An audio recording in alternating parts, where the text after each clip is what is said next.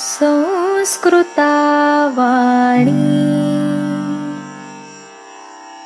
Akshara.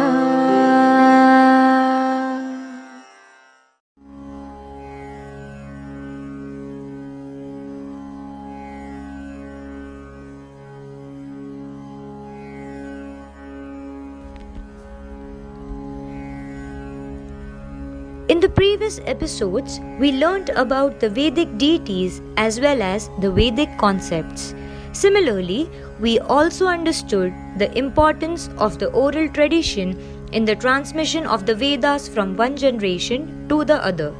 Having known the concepts and journey of the Rigveda, let us understand its arrangement. Rucham Vedaha iti Rigvedaha. The Rigveda is the collection of the Ruks. Ruks together form the Suktas. Thus, the whole praise of a deity is the Sukta and every stanza is termed as the Ruk. Ruk is the smallest unit of the Rigveda. Rigveda incorporates many Suktas addressed to the different deities. So, the three important aspects of every Sukta are Rishi, Devata and Chandas. As explained earlier, the one who utters the Ruk is the Rishi and the one who is spoken about is the Devata. Chandas is the meter of the Sukta. Rigveda is a metrical poetry and so its recitation and learning became easier.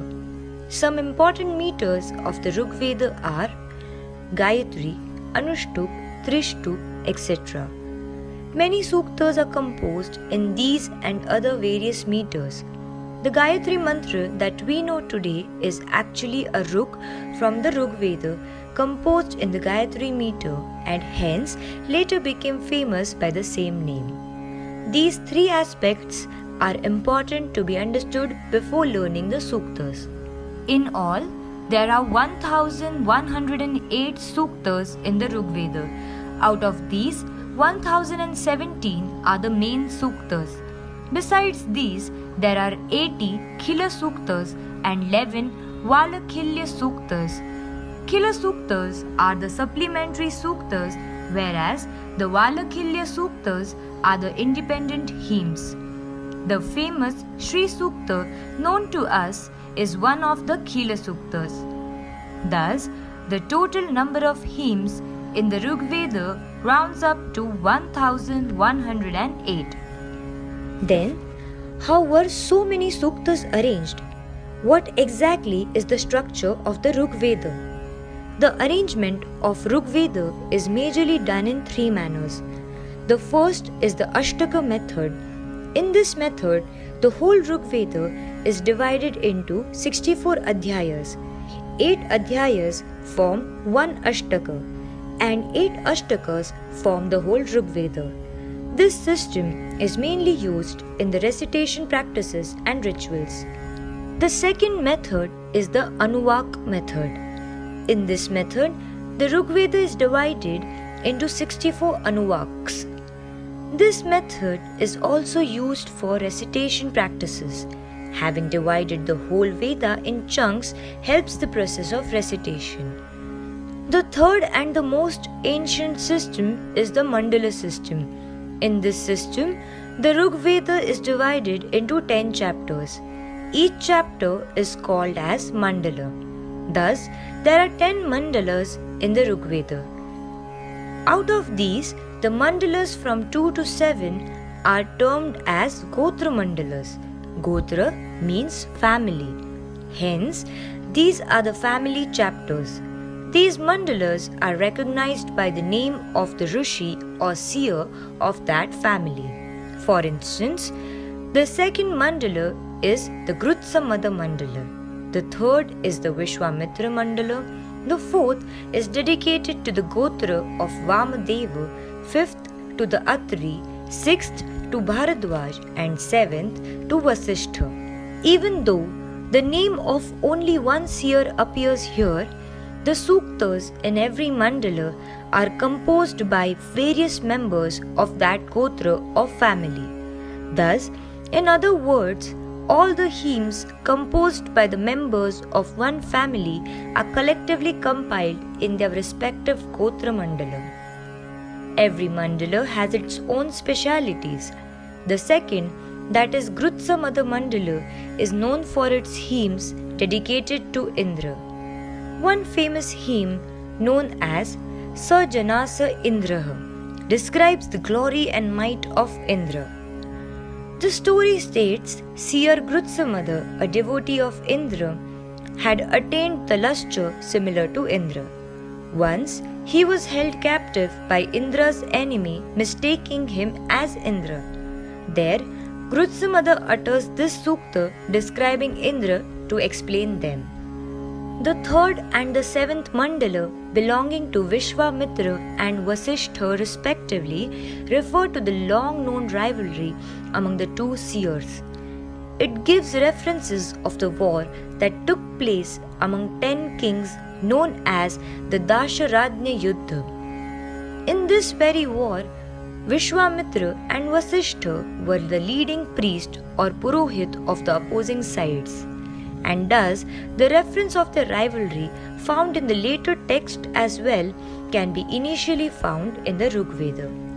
The fourth, that is the Vamadeva Mandala, narrates the story of Indra's birth through a dialogue between Vamadeva and Indra's mother Aditi. Surprisingly, unborn Indra is also the part of this conversation who speaks from the womb of his mother. Along with this mandala also has many philosophical hymns. Besides the various suktas in the praise of the deities, the fifth, Atri Mandala, consists of the Parjanya Sukta, wherein the beauty of the nature is described owing to the rain deity.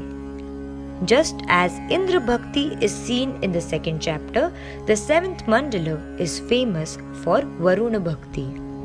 So, these were the Gotra Mandalas. So now, which suktas are compiled in the 8th, 9th, 10th and the first mandalas? The 8th mandala is termed as Kanva Mandala.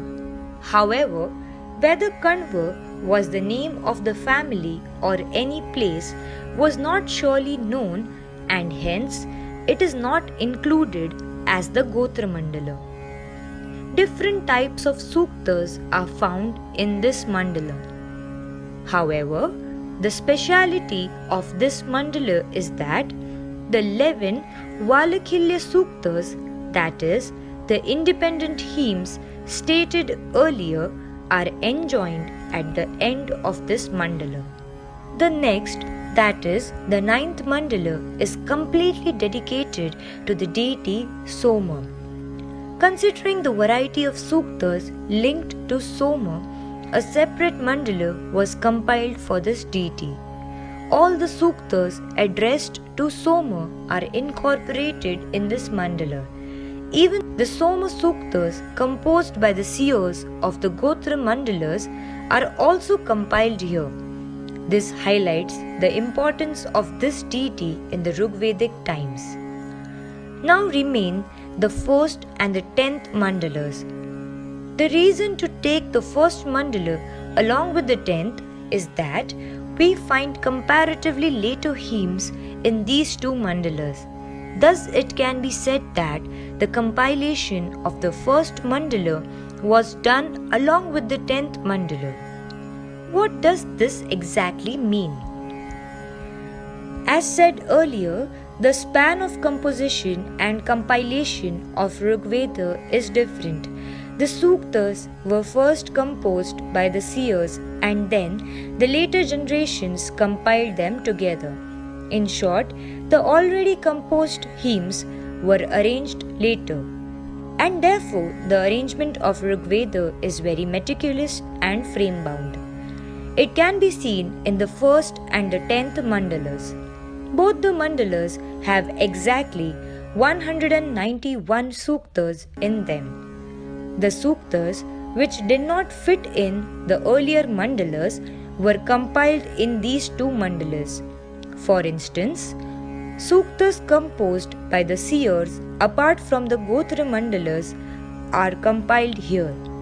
Thus, these two mandalas constitute the miscellaneous hymns. But apart from these, certain later suktas can also be found here. The language of the hymns of these mandalas is grammatically a later one compared to the other mandalas. Also, certain abstract concepts like intellect, medha, speech, vani, donation, dan, etc. can be found as devata here.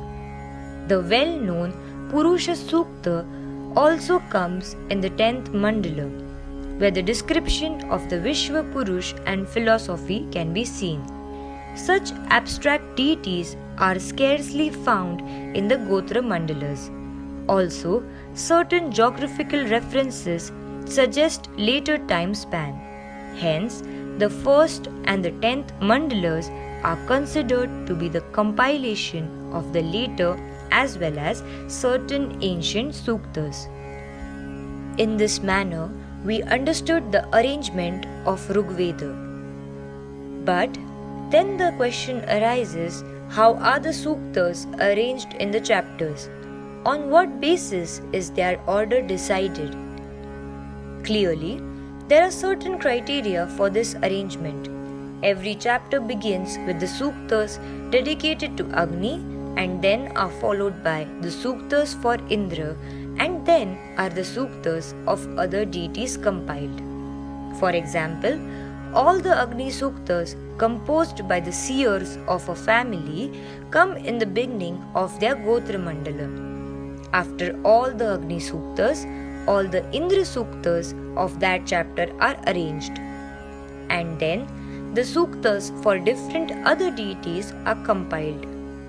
If there are 2 or more suktas of one deity, then the next criteria is that of the number of ruks in the suktas. The hymns are arranged in the descending order of the ruks. So, the Agni Sukta having more ruks will come first and then the other Agni Sukta having lesser number of ruks. However, if even the number of ruks is same, then the meter of the sukta is used as the third criteria. The concepts and the notions occurring in the hymns are the reflection of the society.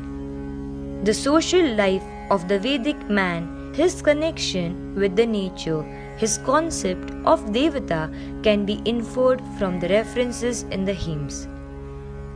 And similarly, we can infer the importance of Agni in the life of the Vedic Aryans. Rigveda consists of more than 200 suktas dedicated to Agni. As mentioned, every mandala begins with the Agni Sukta. This highlights the importance of this deity. So, in the next episode, we will find out more about this prominent deity of the Rigveda, that is Agni. So, keep watching Abhidnya Vedanam, a project by Team Aksharaa.